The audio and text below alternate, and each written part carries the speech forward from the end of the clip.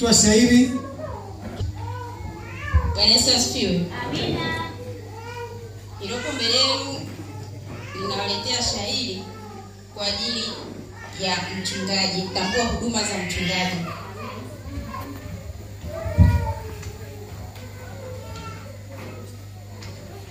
Mbele yenu nasimama na shairi mkononi, machache kuwaletea yaliyojaa moyoni. Kwa furaha na kwa shangwe karibuni kwa pamoja. Sabato hii ya leo namtukuza Muumba. Mchungaji wa mtaa ni kiongozi makini, anatuongoza vyema, kazi yake tatambua. Kanisa kasimamia, uongozi kaboresha. Sabato hii ya leo namtukuza Muumba.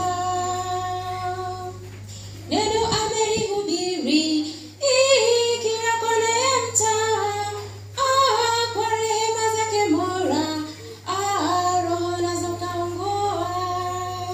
Amani amedumisha kati yetu na jamii. Sabato hii ya leo namtukuza Muumba.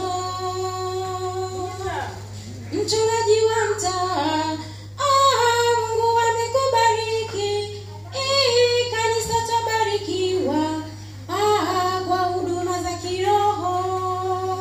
Ibada kati ya juma na sabato kwa pamoja. Sabato hii ya leo kazi yako tutambua. Familia yako njema Bwana ameibariki. Imekuwa mbaraka kwa kanisa na jamii. Upendo mshikamano kwa makanisa manne. Tuwaombea baraka toka kwa Baba Muumba. Warumi sura ya 10 fungu la 15. Ni vizuri kama nini miguu ya wapendwa, wapelekao injili yake Mwokozi. Kwa pamoja tuungane, kazi ya Mungu iishe.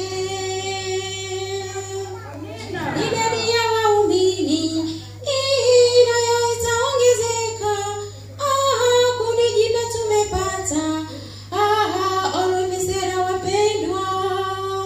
Randana hongereni, kazi yetu ni makini. Kwa pamoja tuungane, kazi ya Mungu iishe. Waswahili wanasema umoja kweli ni nguvu, utengano ni dhaifu. Waamini tusikie, washiriki tuungane, matunda tutafaidi. Kwa pamoja tuungane, kazi ya Mungu iishe. Tamati nimefikia, wino umenishia. Mwenye sikio sikia, mwenye macho utazame. Ibada tuzingatie, injili tuitangaze. Yesu karibu kurudi kuchukua